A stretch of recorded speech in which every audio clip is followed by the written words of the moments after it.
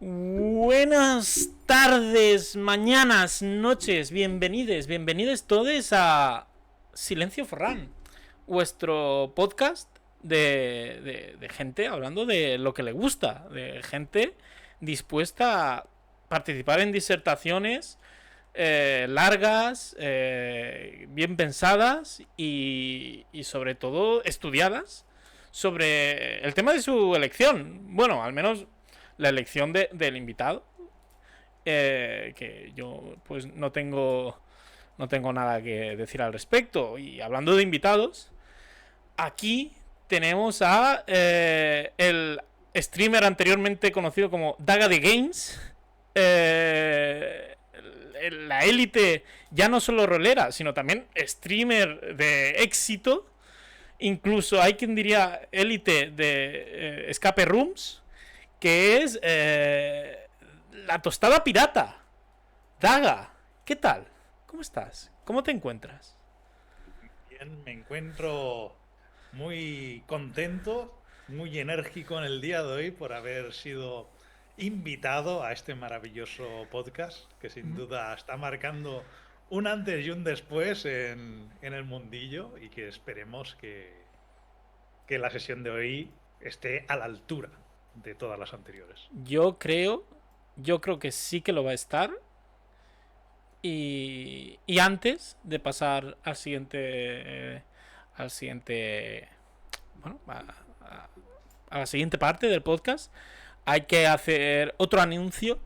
En este caso es un anuncio más triste que el de la última vez. Si recordáis bien, en el anterior programa anunciamos que con la inestimable y prácticamente el protagonismo ineludible de Levillator, estábamos montando el West Marches de Ankajin Nicholas.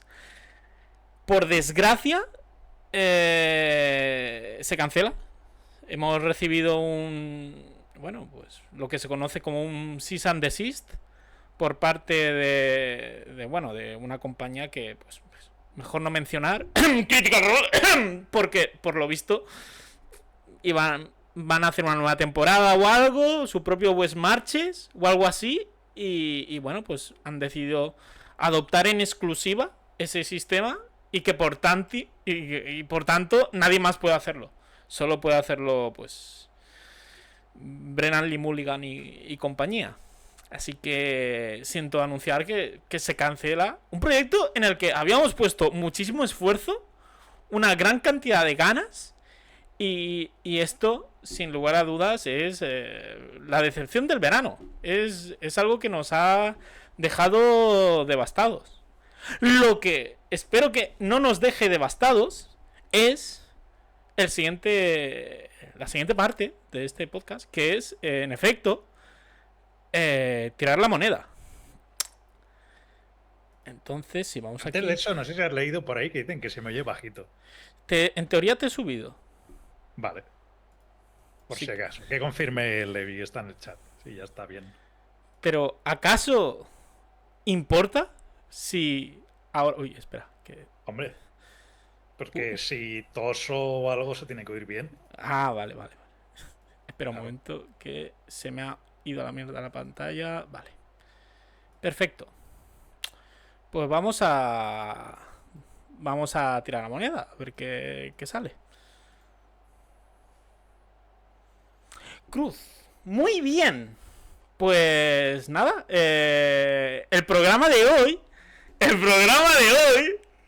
verdaderamente, es uno en el que sí, podéis alargar. Em, Nada, en el programa de hoy vamos a hablar de un tema que ha escogido Daga aquí presente, que son las aventuras gráficas, los videojuegos amparados bajo el género de aventuras gráficas. Es un... Voy a volver a subir a Daga porque dicen que se te sigue oyendo bajito. Te voy a subir al máximo. Y un poco por aquí también. Si ¿vale? no me puedes subir más, me subo yo en el Discord, si no. En principio ya te he subido bastante. Veamos. La aventura gráfica.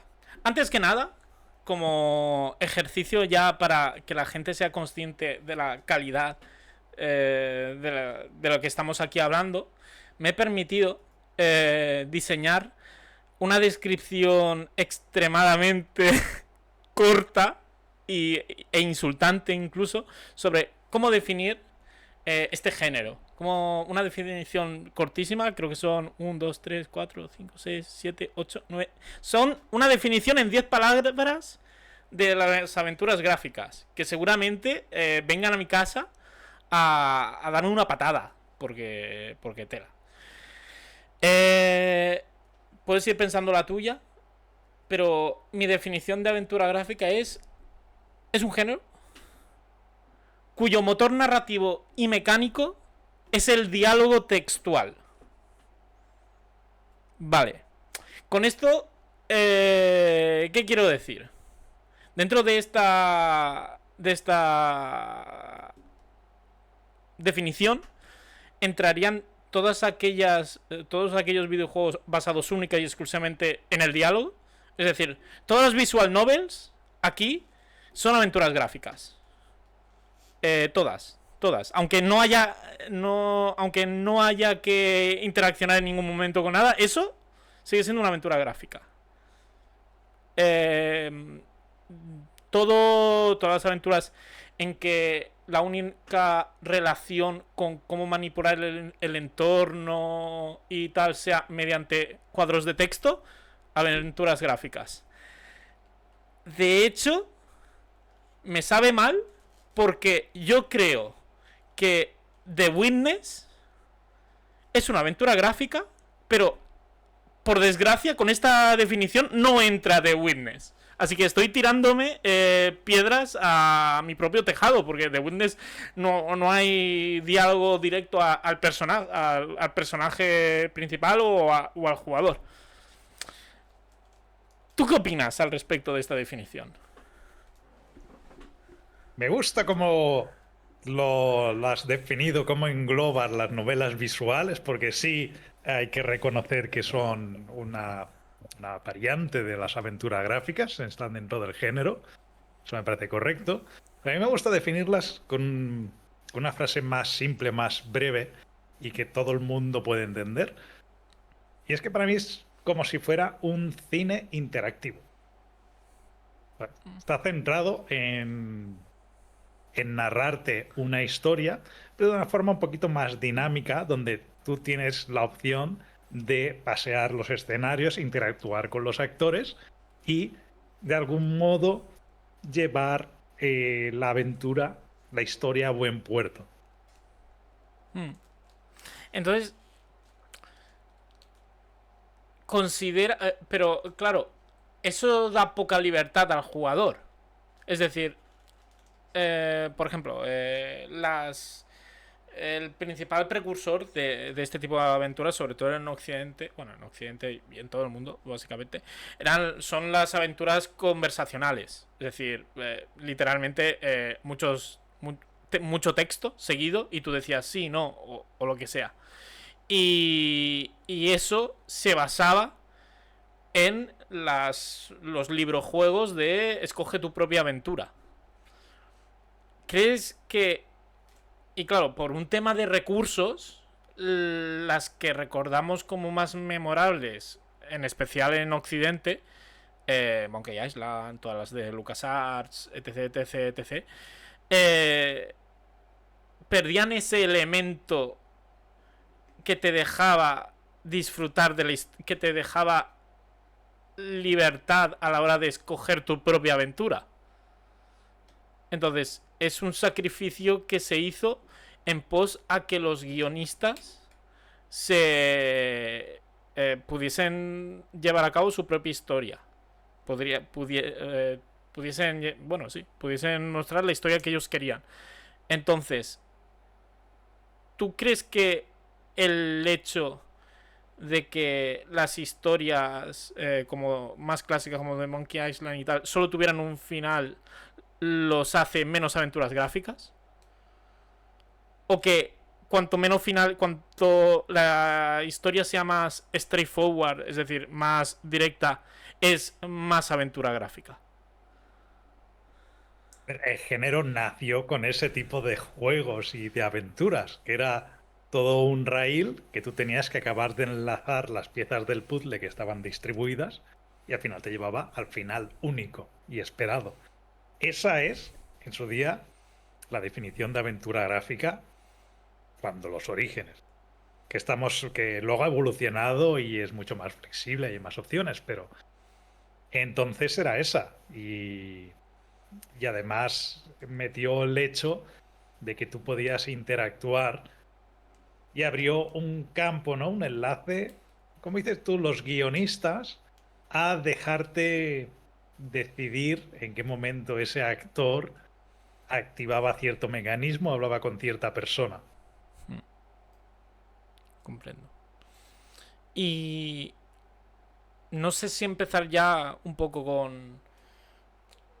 a subdividir, porque es muy habitual, porque al final es lo más socorrido, que a la hora de hablar de cómo avanza la industria de videojuegos en todos los géneros,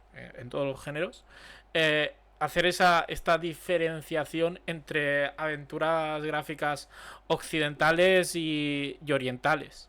Entonces, si quieres, vamos a empezar ya a hablar, centrarnos, porque este es uno de los géneros en los que más diferencia hay, junto a los RPGs, que un RPG occidental suele diferir bastante de uno occidental.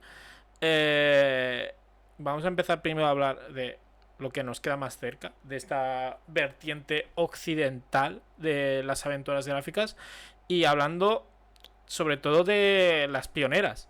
Las pioneras que fueron las aventuras gráficas de Sierra, que ya había hecho antes juegos que recabaron muchísimo éxito, pero digamos que la saga más recordado, la saga por experiencia de Sierra es Kingsfield, que era más difícil que su puta madre.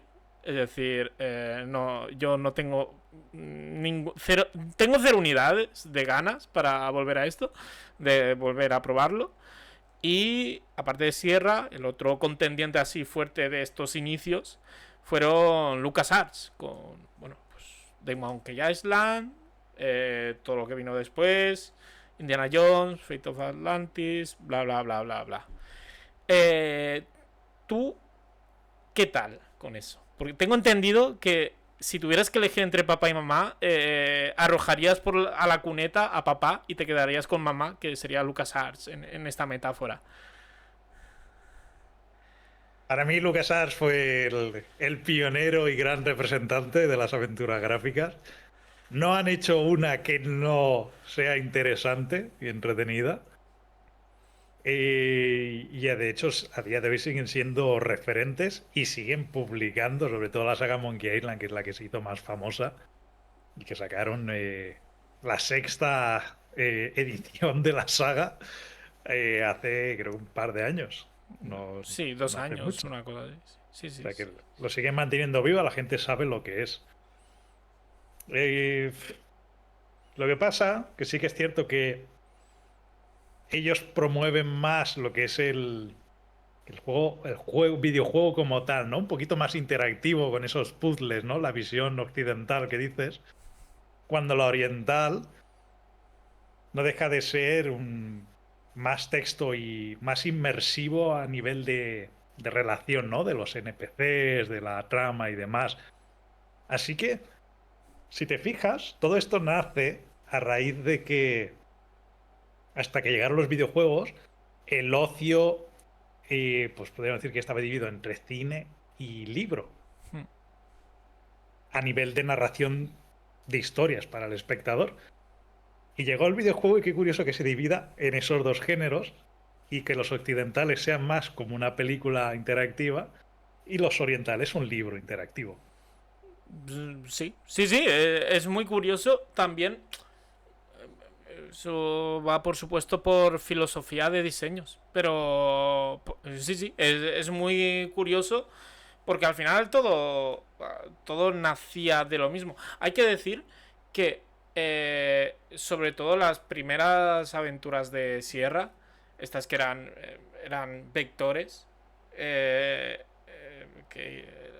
Misterio en la mansión asesina, no sé, su primer bombazo era un videojuego de terror que era más oriental porque era esto, primera persona y no ves a los personajes nada y vas investigando en primera persona, que es algo que se ha quedado muy afianzado en las novelas visuales japonesas, mientras que en las occidentales la propia Sierra lo abandonó cuando empezó con Kingsfield.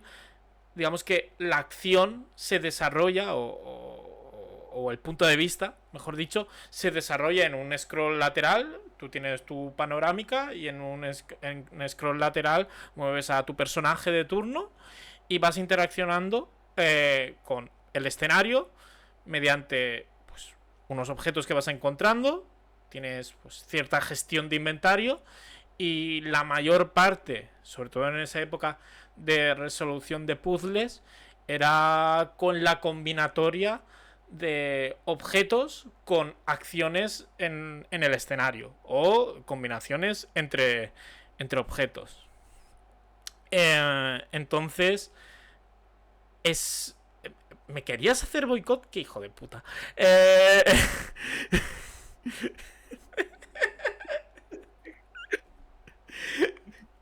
Yo estoy hablando con nuestros espectadores. Esa información no era para ti. Pero lo estoy viendo.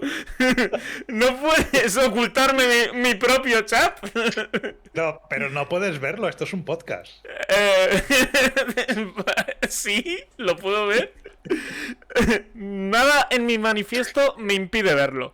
El caso es que esta forma de mostrar la acción, de desarrollar la acción, pues más cinematográfica, como tú has dicho, es algo que se ha ido afianzando en las obras occidentales y hasta pegar el charco, hasta saltar el charco, porque de toda esta vertiente de toda esta vertiente salieron juegos en Europa pues más clásicos como la Abadía del Crimen, que era pues no era tanto scroll horizontal, era un poco más isométrico, pero sigue funcionando de la misma manera. La Abadía del Crimen y cosas un poquito más, no voy a decir modernas, pero algo más evolucionado, como lo que fue Broken Sword, más adelante Deponia, etc, etc, etc. Entonces es la manera en que se ha ido desarrollando.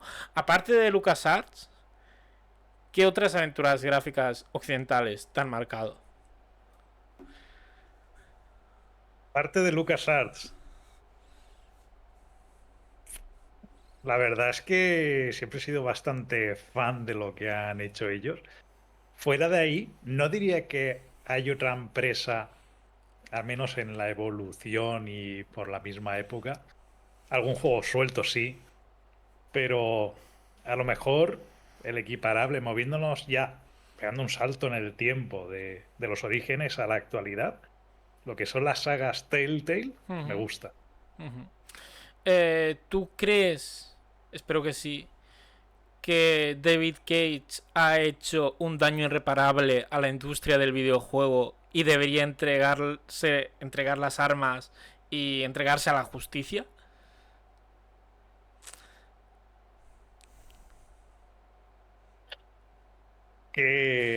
¿Por qué me suena el nombre pero no caigo ahora? Es el de es el de Quantic Dream, Fahrenheit, Beyond Two Souls, The Heavy Rain, Detroit Become Human.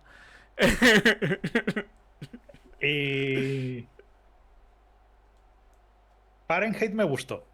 ¿Cómo que te gustó? ¿Cómo que?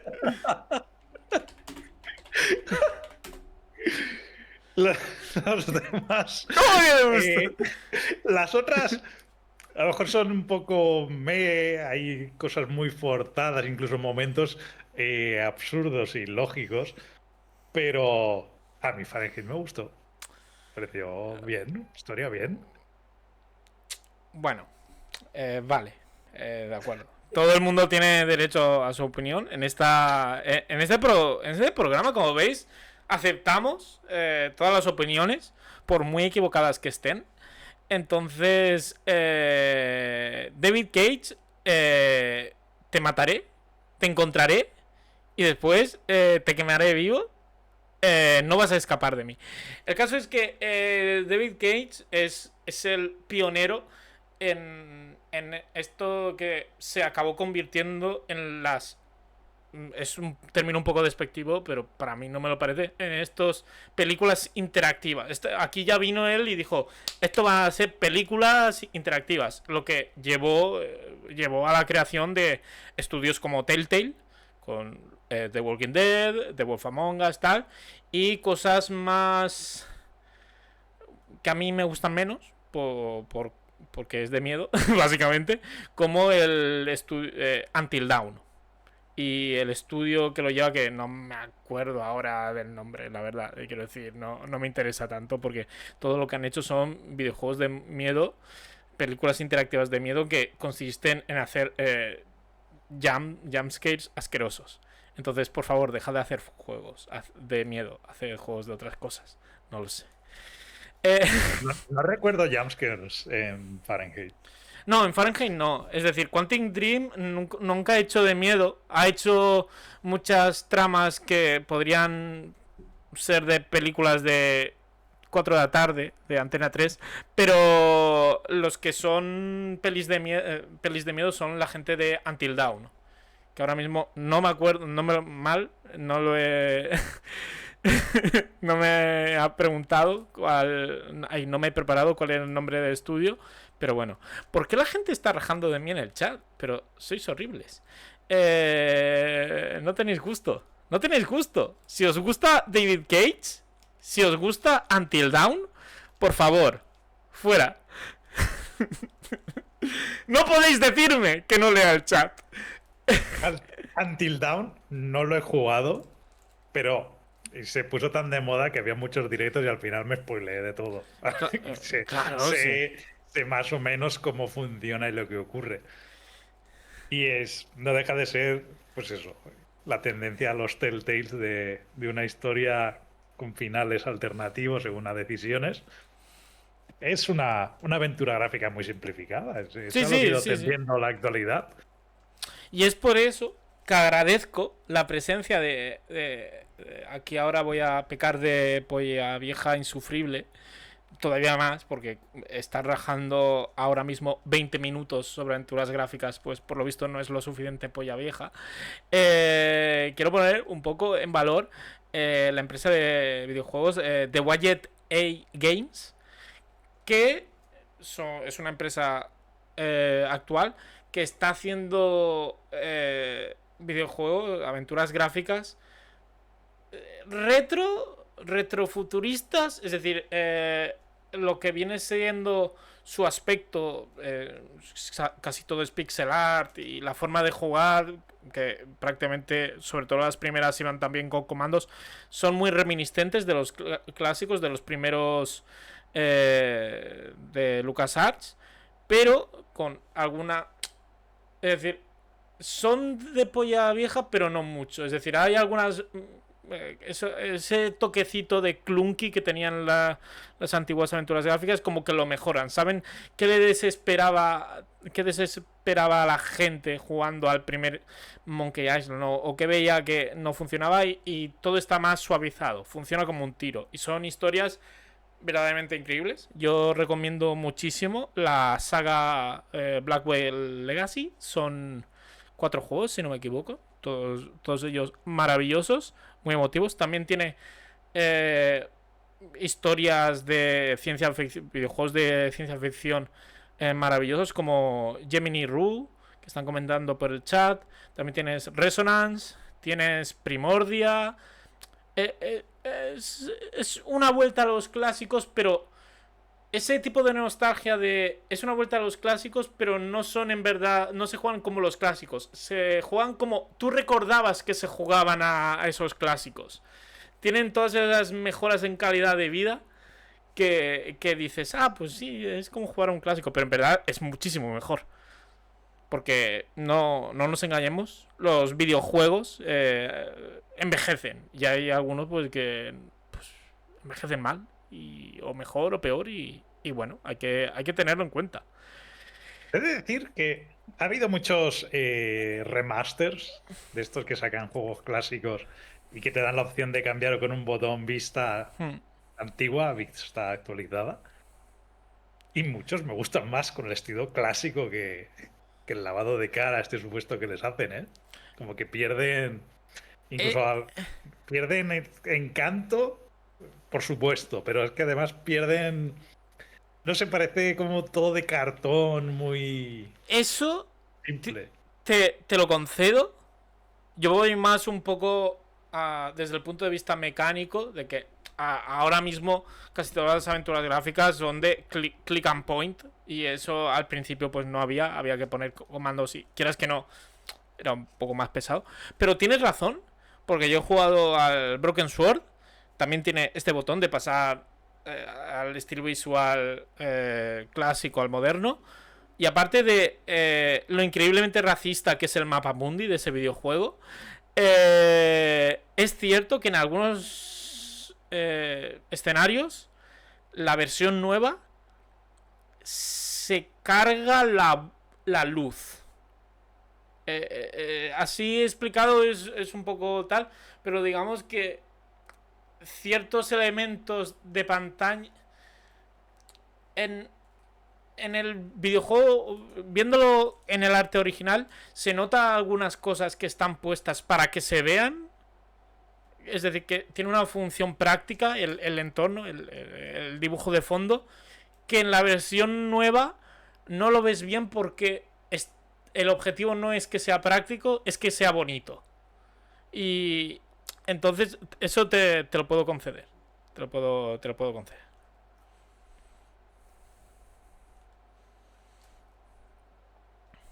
Muy bien. ¿Algún remake del que quiera? No estoy rajando nada. También te digo que aquí, siempre que sale Ferran, la gente suele rajar mucho, como Darum, que rajó de cierta empresa que no sacaba el PDF para Mythic. Comprendo. No tengo especial hate hacia ningún juego, ninguna empresa concreta de aventuras gráficas, y es un género que disfruto mucho. Lo que, si quieres que dé un poco de hate, sería respecto un poco a esta tendencia a idiotizar el género, ¿no? Bueno, pero Que eso... es todo... haz un par de clics, elige entre dos opciones y sigue observando cómo avanza la película. Eso... A ver, eso va con el género. Es decir, con No, el... porque las aventuras originales eran un reto No. también de un puzzle, desafío, e incluso tenías que gestionar inventario Sí, sí. y ir a lo que se llama la caza del píxel, ¿no? Sí, sí. Ir a las escenas, localizar exactamente el punto, el lugar exacto donde tenías que hacer algo concreto o interactuar combinando objetos. Sí, sí, pero me refería a que eso va con el subgénero. Es decir, si se ponen de moda las pelis interactivas, y estas pelis interactivas son casi todo quick time events o tal, pues no da juego, no. Se pierde ese elemento de las aventuras gráficas de que es resolución de puzzle. Elemento que no es obligatorio, también hay que decirlo, porque si nos vamos a la otra parte del mundo, si vamos a la industria oriental, en Japón, donde, bueno, donde estos juegos su padre, o digamos, se basan sobre todo en las aventuras, las novelas visuales, las visual novels, o incluso en los otomes, ahí vemos que casi todo es texto. Es decir, no hay un desafío, digamos, no suele haber un desafío per se, simplemente vas escogiendo opciones dentro de diálogo, dentro de cada diálogo. Y eso no tiene por qué ser malo per se.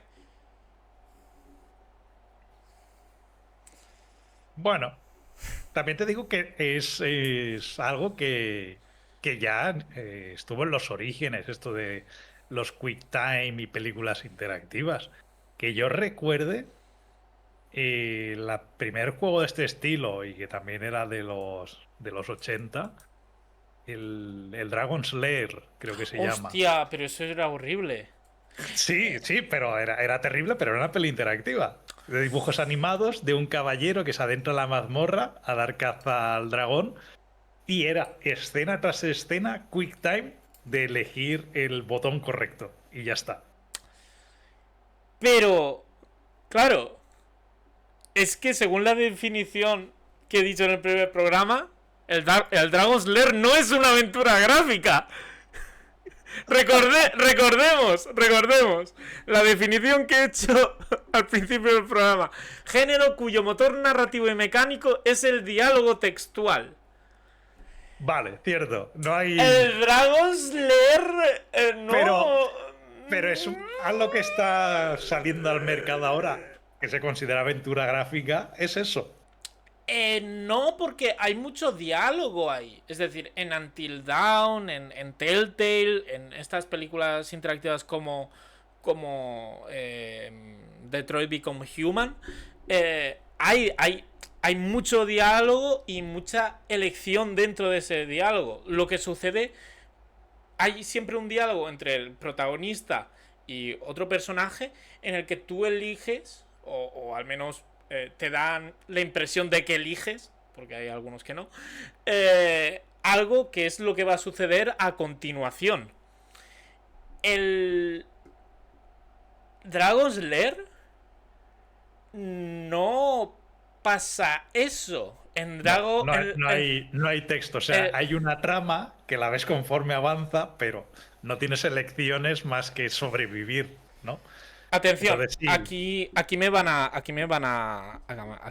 pegar una paliza. Dragon's Lair se parece más a Sekiro que a cualquier aventura de LucasArts.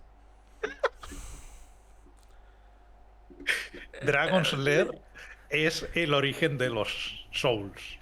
Dragon's Lair. Quiero decir, si la mecánica de Dragon's Lair era reaccionar rápido, clicando en un punto muy preciso para que tu personaje esquivase un peligro mortal, eso es Sekiro. Eso, es decir, no, quiero decir... Sí. Dragon's Lair es más un juego de ritmo que una aventura gráfica. Y aquí sí. Que vengan y me partan las piernas. Estoy de acuerdo, pero era. Simplemente era sacarlo a relucir como a lo que se está ahí cruzando los géneros, ¿no? Y a la decadencia que está cogiendo lo que se considera aventura gráfica. Mucho quick time y poca cosa que pensar y hacer. Yo creo que no estamos tan mal. Es cierto que pues las tendencias varían y al convertirse todo... Es algo que no solo pasa en las aventuras gráficas, eso ha pasado en todos los videojuegos, porque ahora todos los videojuegos, o el 99% de los videojuegos, tienen que ser para todo el mundo, porque es una industria multimillonaria y todo el mundo quiere hacer mucho dinero. Entonces, pues obviamente tienen que facilitar, excepto casos excepcionales que como Elden Ring, aunque Elden Ring es mucho más fácil que todos los anteriores, ese es otro melón que abrir, todos los juegos tienen que ser jugables, es decir, disfrutables, fáciles, para para llamar al mayor número de gente posible. Entonces, es cierto que hay una tendencia en facilitar o suavizar todos los videojuegos. Siguen habiendo aventuras más clásicas, como la que he comentado de Budget Games y tal. Siguen habiendo muchos juegos de puzzles, siguen habiendo tal. Pero es cierto que lo que llega al gran público, lo que acapara todos los focos son pues juegos más no fáciles, sino accesibles. Y bueno, pues yo no diría que es una degradación, simplemente pues, chico, intenta llamar al máximo número de gente, pues te arriesgas a ello. Pero también hay que tener en cuenta que no todas las aventuras gráficas son así. Y hay algunas, como las mejores aventuras gráficas que jamás se han hecho, que son los Ace Attorney. Porque, a ver, ahora me voy a poner mi discurso de defender Ace Attorney. ¿Has jugado alguna vez a alguna Ace Attorney, Daga? Sí, jugué a los 2 primeros. Te quedaste a las puertas del mejor, que era el tercero. Es una saga muy fructífera, ¿eh? Me ha gustado mucho, que ha tenido muchas entregas y a mí me parece bastante buena. El hecho de que te convierta, por decirlo de alguna manera, una profesión diaria en un superhéroe. Porque no deja de ser un abogado que se flipa. Hombre, es como los videojuegos. Es decir, es muy japonés eso, es increíble. Es decir, claro, por eso que me parece maravilloso. Por cierto, y sí, es una aventura gráfica. ¿Es Profesor Layton una aventura gráfica? Es muy buena pregunta. Es muy buena pregunta. Y yo creo que sí, pero únicamente porque como los puzzles. Es que es el caso de Profesor Layton me tiene loco lo de Profesor Layton. Es que es increíble. Es que es algo. Es decir, ese señor se dedica. Él es profesor de puzzles. Por lo visto es un oficio, ¿vale? Partamos de esa premisa, ¿vale? Pero es increíble cómo su trabajo está completamente desvinculado de la narrativa.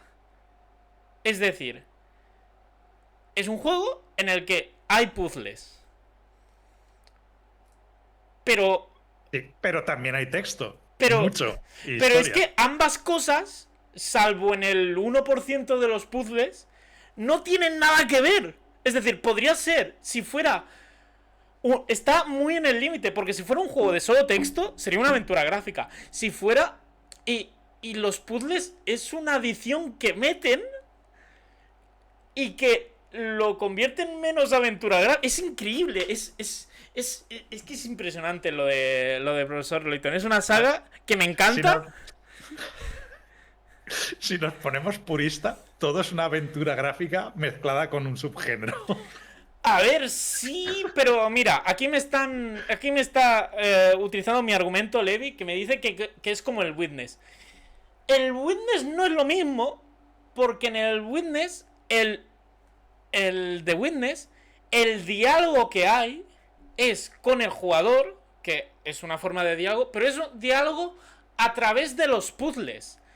Los puzzles de Profesor Layton no establecen ningún diálogo ni con el Layton, ni con el jugador, ni nada. Es decir, no tienen nada que ver con el juego los puzzles de Profesor Layton. Pero están ahí. Entonces... El Profesor Layton es una aventura gráfica ya gracias a que tiene historia y que tomas muy pocas, pero algunas decisiones y tal, y te relacionas con personajes y tal. Pero no es increíble, es impresionante. Pero en The Witness eso no pasa porque no hay ningún diálogo textual. Es increíble. Es impresionante. Levi está flipando por algo que has dicho. No sé qué has dicho. Lo de que todo es una aventura gráfica mezclado con otro género. A ver, obviamente. Quiero decir, al final... Además, Suele que irse a los orígenes. ¿Cómo empezó todo esto? Ves a los primeros videojuegos, eran juegos de habilidad, ¿vale? Básicamente, piensa en el Pong, en el primer Mario, y cuando llegaron las aventuras gráficas, es cuando se empezó a meter una narrativa, una historia, para dar sentido a esos universos ficticios que se están creando en el videojuego. Del mismo modo que lo haces en una película, igual que lo haces en un libro.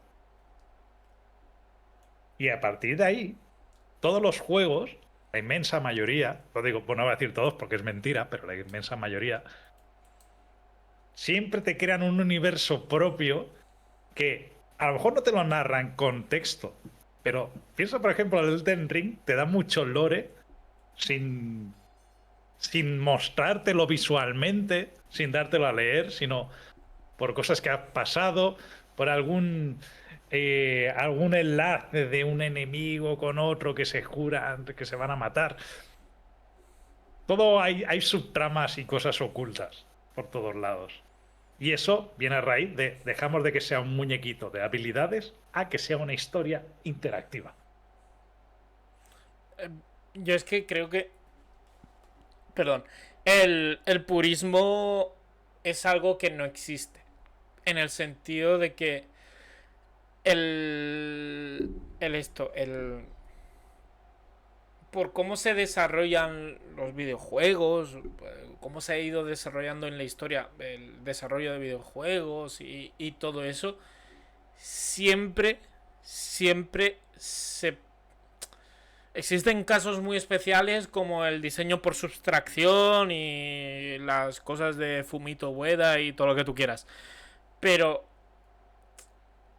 es quedarse estanco en algo, en cómo desarrollar un juego y tal, yo creo que es algo imposible. Porque desde el punto de... Desde...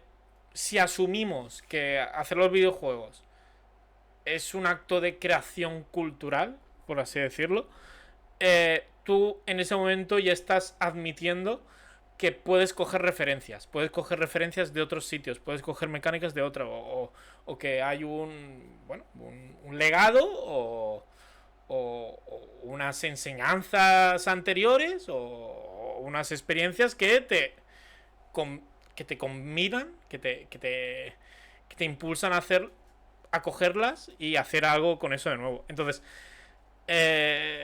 establecer que una aventura gráfica tiene que ser así, así, así, pues es un poco tal. Al final, todos los géneros cogen de todos los géneros. Es decir, Sí, pero ¿quién fue el que dio el pistoletazo de salida? bueno. ¿Quién fue el precursor? Incluso antes de meternos con temas gráficos como fue el Pong, que fue el más visual, eran juegos de M2 en puro texto, Sí, que sí. tenías que elegir opciones escritas, Sí, sí. Es como decir. el Zork, que lo ha dicho por ahí Darum. Sí, sí. Eh, Eso es muy difícil de saber. Pero bueno, que ahí está. Me están... ¿Es Overwatch una aventura gráfica? No, pero, pero... Overwatch es menos shooter porque tenga habilidades de juegos de lucha. No, es un...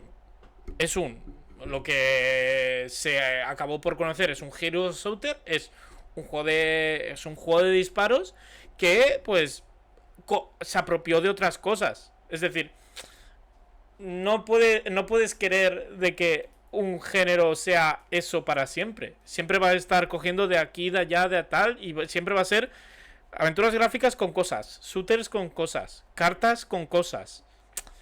Y es parte de lo bonito, es parte de lo gracioso, porque lo que hemos comentado, si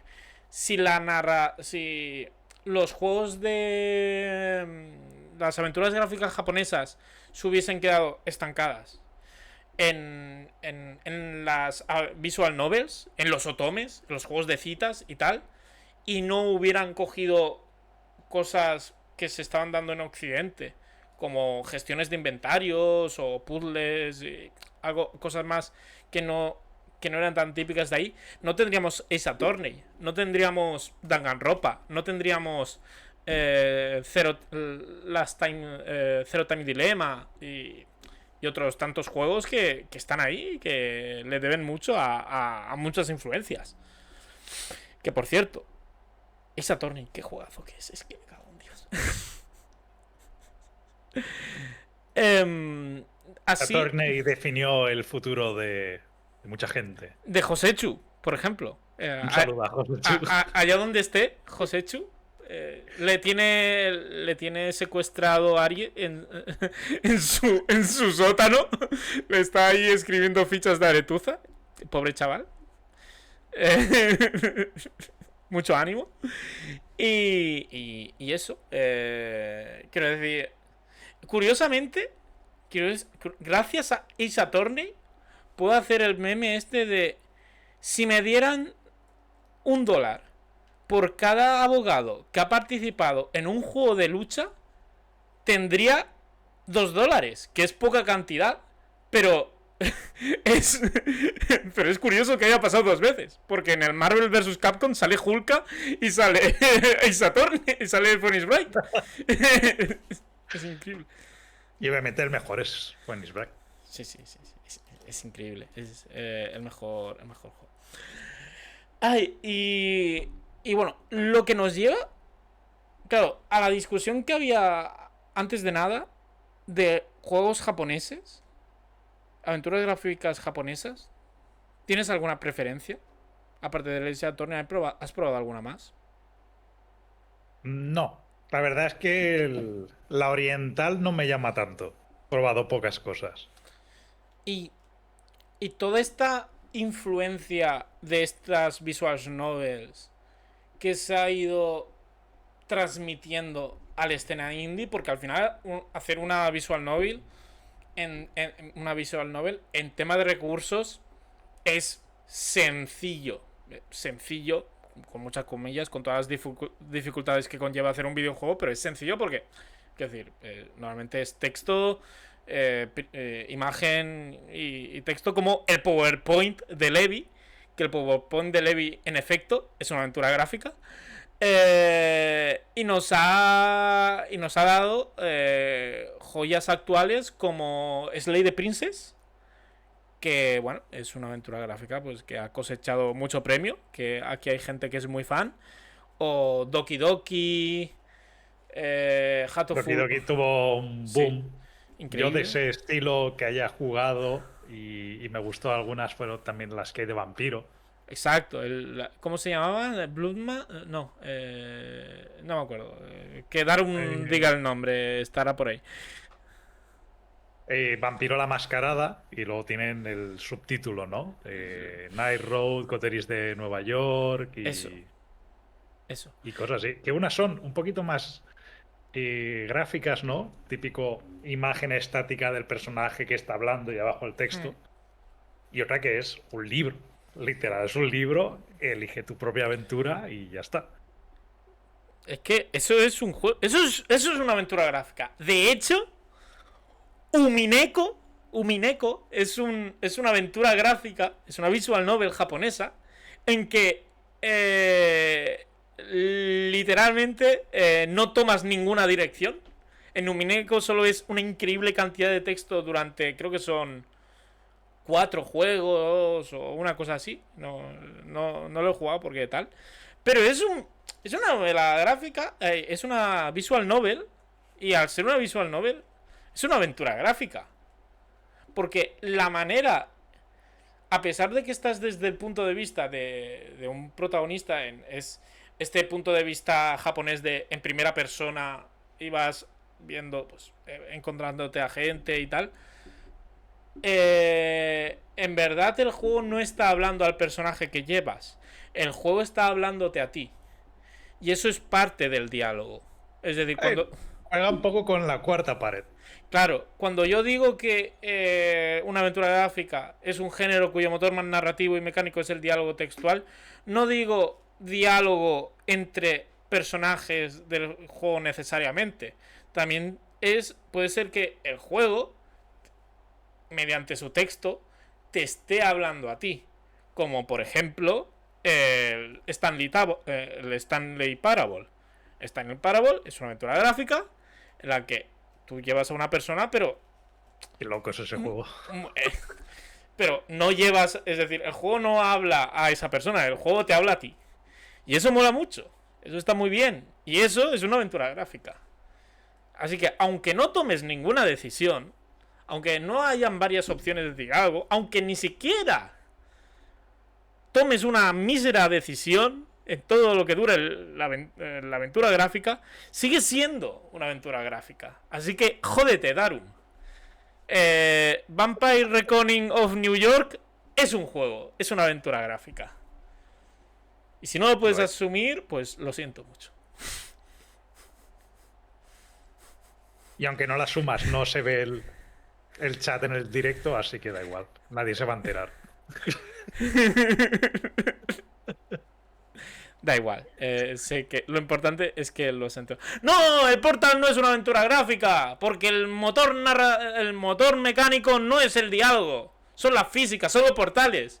Te lo dicen Porque no, desde. tiene una historia muy interesante. Sí, pero no es el motor mecánico. Es decir, tú no vas por ahí hablando con personajes o estableciendo diálogos No, la verdad es que no. que Cada influyan vez que en la. puzzle, Claro. te cuenta un poco Claro, de trama. Y claro, ya está. cuando digo que es motor mecánico, digo que el diálogo forma parte de las mecánicas. No, que Elden Ring no es una aventura. No he dicho que Elden Ring sea aventura gráfica. Aquí alguien Yo se. Ah, ¿por qué? Por el tema de que va innato la historia, el lore en todos los juegos, que es el origen de las aventuras gráficas. Bueno, Centrar la jugabilidad en la historia. Por lo tanto, como el Portal tiene parte de historia en su jugabilidad, es una aventura gráfica. ¡no! Estás pervirtiendo la definición que con tanto cariño he puesto. No la pervierto, estoy siendo muy puritano. Terrible, lamentable. Me parece bien. Este tipo de opiniones dinámicas es las que queremos en este podcast. Y es a por ti a quien van a ir a partir las piernas. Yo me desentiendo. Este podcast. Haber elegido silencio. Sí, quiero decir, este podcast no se hace responsable de las opiniones de sus invitados. Podemos daros su dirección, por ejemplo. No lo sé. Bueno, pues eso. ¿Alguna memoria que quieras compartir en estos 10 minutos que quedan? ¿Alguna memoria que quieras compartir de una aventura gráfica que te haya gustado mucho? ¿Alguna memoria? O anécdota, ¿no? En general te refieres. Sí, a un momento que te haya marcado. A ver, yo creo que la saga Monkey Island me ha marcado porque es el único juego. No, el único no, pero es el juego que más veces he rejugado. El primer. Hasta el nivel de. No, la saga entera. O sea, conforme salían cada entrega, yo la jugaba del 1 hacia la actual. Pero es que el 1 y el 2 es tan obra maestra, es tan sublime. Es como cuando te ves los capítulos de Los Simpsons y te quedas con las referencias, pues lo mismo, te quedas con las mismas referencias como tal. Y es una saga tan popular que también te lleva a tener esa referencia con otras personas. Tener el guiñito de cuidado, un mono cabezas detrás de ti, todo el mundo sabe de qué estás hablando, a qué estás haciendo la referencia, ¿sabes? Entonces es un juego que a mí me daba mucha paz, que me resultaba muy fácil meterme en él y disfrutarlo en tranquilidad. Comprendo. Es algo que te marcó tanto a ti como a muchísima gente, como el buen básico que eres, porque sin duda el mejor, la mejor aventura gráfica es Kigenu Katsuni Kana. Es una aventura gráfica japonesa que dura media hora Y Mira, no la había y oído. que me acabo de inventar solo para quedar como un pedante asqueroso. No, no tiene nada que... No, no, ¿No no. tienes una aventura gráfica así preferente? ¿No tienes tú Sí, una sí, anécdota, sí. querido presentador? Sí, sí, sí, sí, sí. Por ejemplo, el primer videojuego que lloré fue la tercera parte de Profesor Layton. Que coincidió bastante en el tiempo con el segundo videojuego que lloré, que fue también en la tercera parte de Ace Attorney. Quiero decir, los juegos japoneses son capaces de hacerte llorar porque te meten ahí el dagazo, valga la redundancia, muy rápidamente, muy sin que te lo esperes. Sí, Pedrote, si quieres hablar, estás invitado para hablar de teoría rolera. Podemos hacerlo. Seguro que quieres invitarle para eso. Lo elegiría él. Pedrote está invitado a cualquier cosa. Em, ¿Eh? Todas estas cosas no pasarían si hubiese salido cara. Es que son todo ventajas.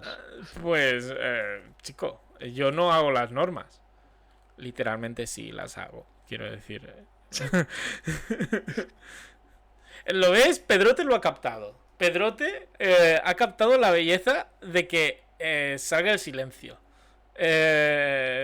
Por desgracia, ha salido a hablar.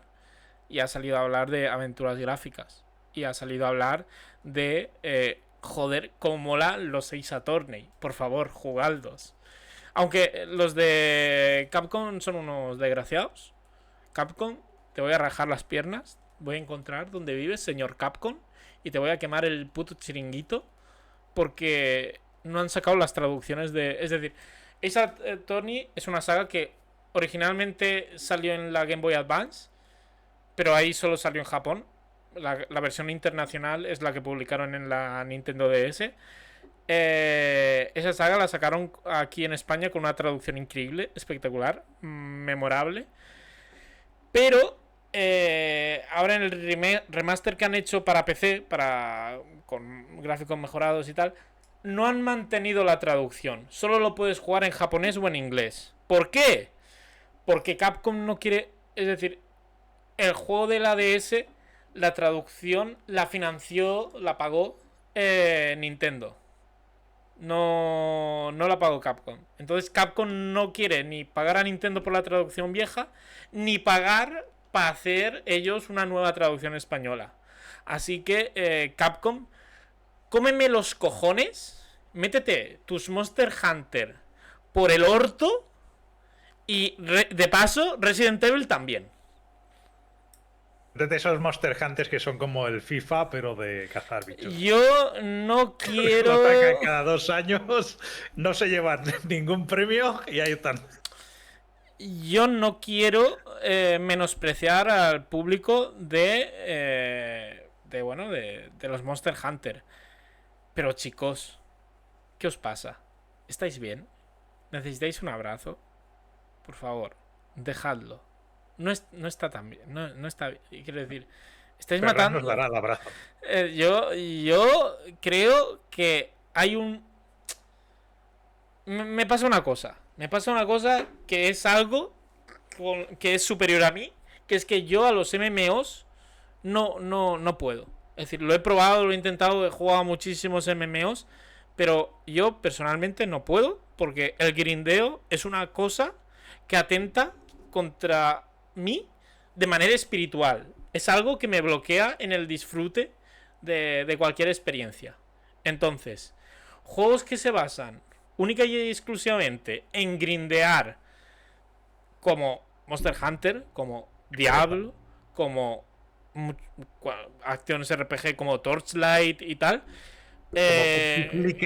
Como Cookie Clicker. Cookie Clicker, es que Cookie Clicker es mejor, pero bueno. No vamos. Es mejor que Monster Hunter. Cookie Clicker es. Duras declaraciones, aquí en directo. Cookie Clicker no se me caen los anillos a decir que Cookie Clicker es mejor que Monster Hunter porque es todo el loop jugable de Monster Hunter destilado en su esencia más pura. Es decir, una vez has jugado a Cookie Clicker, no hace falta que juegues a ningún otro juego de grindear en lo que te queda de vida. Porque es que es eso. Es que ya has visto el código fuente. Ya has aprendido la mecánica. Ya sabes de qué va todo eso. Porque, sintiéndolo mucho, y a diferencia de las aventuras gráficas, el valor narrativo que te ofrece Monster Hunter o Diablo o muchos juegos de este tipo es una puta mierda. Es decir, chico, el ecosistema se va a la puta. Hay que cazar 20 tiburones terrestres. Chico, no está, no es algo que falla, que a la gente no lo valora. Y así estamos como estamos, aguantando a David Cage. Gente diciendo que David Cage es un diseñador de videojuegos súper impresionante y súper importante en la industria. Muy mal. Muy mal. Se lo he dicho que me ha gustado un juego. Ya, lo sé, era broma. Solo estaba rajando. Lo importante es innovar y seguir fomentando la vida de las aventuras gráficas, Ajá. añadiendo cosas memorables como el duelo de insultos de Monkey Island, seguir extendiéndolo y dándole vida y por desgracia las grandes empresas se han bajado de este tren y por suerte dependemos de los indies, de toda la gente que curiosamente siguen manteniendo esa misma esencia, esa estética, ¿no?, de pixel art, incluso a lo mejor un poquito pulida parecida a los remasters. Sí, por ejemplo, así de entrada, ya por acabar en una nota más positiva y ya pues a la gente que está aquí recomendarle aventuras gráficas que van a salir próximamente. Una de las que, aparte de la que estoy jugando ahora, que es relativamente reciente, que se llama All the Skies, que está muy bien, ciencia ficción, más clasicota, muy bien. Hay otra que va a salir, sale este año, no hay fecha. No es un tradicionalista. Sí, Pedrote, soy un tradicionalista.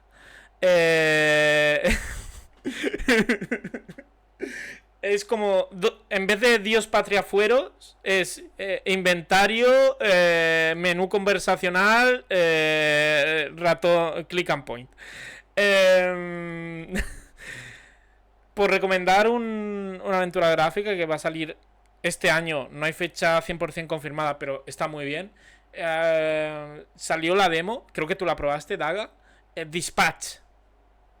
Oh, sí. Dispatch tiene pinta de ser una aventura gráfica muy graciosa, muy curiosa, con unos curiosa la combinación de géneros, porque también llega un momento un poco de, entre comillas, gestión de recursos, sí. de distribuir cada héroe a la tarea apropiada y el impasse de cada día en la oficina de trabajo se va desarrollando la historia y la relación con los personajes.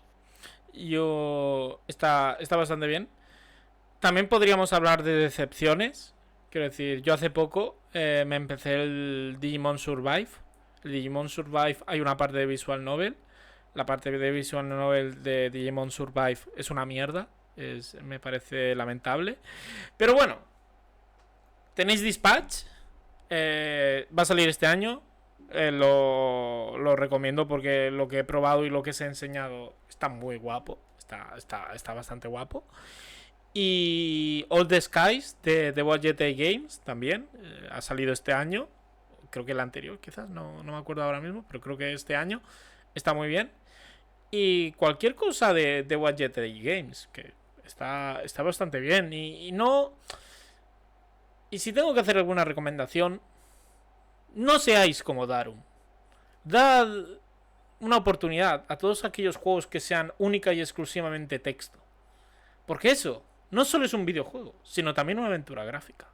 Y es igual o más disfrutable que una más normal, por así decirlo, entre comillas. Daga, ¿tú qué recomendación, aparte de Monkey Island, podrías dar de una que hayas visto anunciada o una indie que quizás no sea tan conocido, que puedas recomendar? Una que bastante reciente y que tiene buena pinta. De hecho, probé la demo. Se llama Locomotive. Y Ujú. eres como el abogado de una mujer rica que empieza la partida que hay un De asesinato y lo verdad. tienes que resolver. Y tiene un estilo muy parecido al Day of Tentacle. Ujú. Me Y suena, sí, de verdad. muy Sí, sí. point and click. Bastante chula. Tiene Era, buena pinta. era de la gente que había hecho Arcadia. Bueno, aquí me estaré deslizando. Pero sí, hay muchas aventuras gráficas y siempre es buen momento para descubrirla. Locomotive también lo tenía en mi radar. Tiene muy buena pinta. Y bueno, y con esto creo que ya hemos llegado a nuestro final. Muchas gracias a todos los espectadores, a todos los que nos están escuchando, a todos los que se han quedado a este peñazo, escuchar este peñazo. Muchas gracias también a ti, Daga, por ofrecerte y por ser la segunda persona que sufre el Ferran. ¿Cómo estás?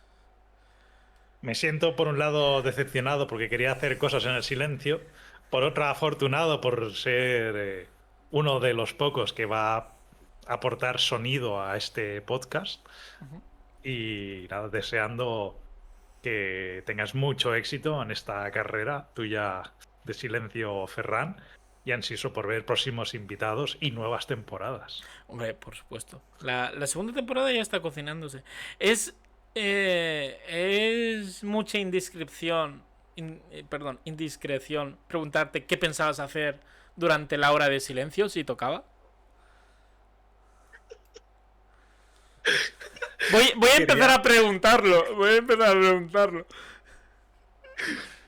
quería abrir yo mi directo y increparte desde él. Verdaderamente tengo los invitados que me merezco. Es algo que, que tengo que vivir con ello. Muchas gracias, Daga, por venir. Muchas gracias una vez más a los espectadores. Y nos vemos. Adiós. Adiós.